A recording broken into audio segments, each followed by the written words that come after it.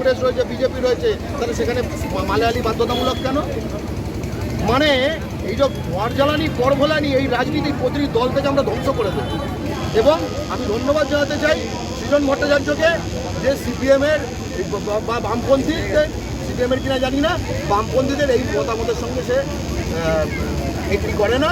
সে বাংলা বাধ্যতামূলক পক্ষে সওয়াল করেছে। আমরা বাঙালি জাতির পক্ষ থেকে তাকে ধন্যবাদ জানাই।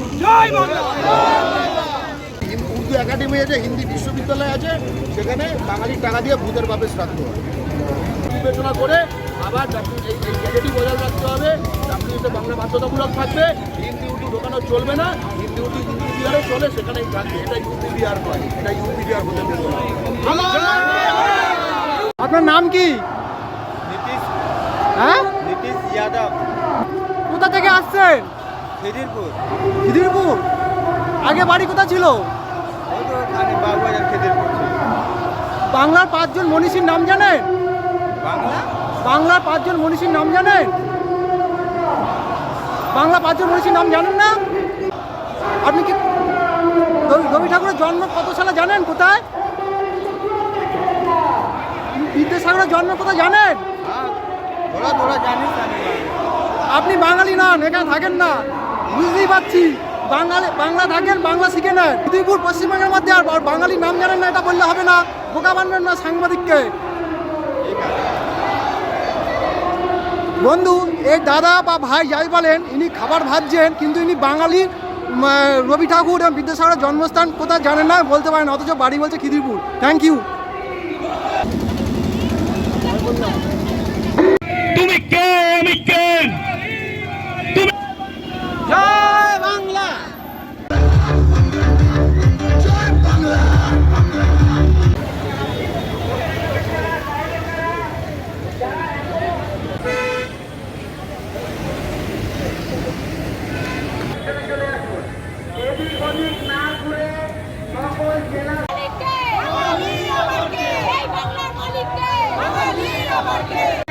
বাংলা বাধ্যতামূলক বাংলা পক্ষ লড়ছে, লড়বে।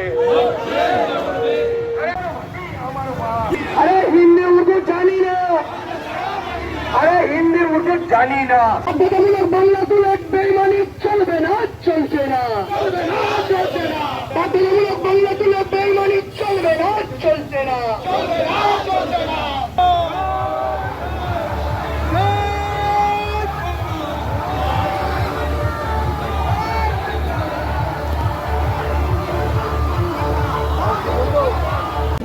জায়গাটা হচ্ছে ভিআইপি কেষ্টপুর। তো ওখানে ওই বাপি রেস্টুরেন্ট বলে একটা রেস্টুরেন্ট আছে, ওর পাশে একটা সাইকেলের গ্যারেজ আছে। তো ওই গ্যারেজটার পাশে একটু এগিয়ে গিয়ে এখানে একটা দোকানের সামনে আমি আমার গাড়িটা পার্ক করি। যে দোকানটার সামনে পার্ক করি তার শাটারটা নামানো ছিল। আমি পার্ক করেছিলাম 5 মিনিটের জন্য।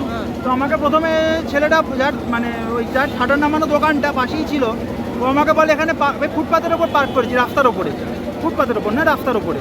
তো আমাকে প্রথমে এসে বলে যে এখানে পার্ক করলে 10 টাকা লাগবে। তো আমি বলি যে কেন 10 টাকা লাগবে? তো তারপরে আমার সঙ্গে তর্ক বিতর্ক হয়। তো যখন দেখলে পেরে উঠছে না, তখন আমাকে ডোমিনেট করার জন্য বলে যে তোকে তো দেখে জঙ্গি মনে হচ্ছে, দেখি তোর আধার কার্ডটা দেখি।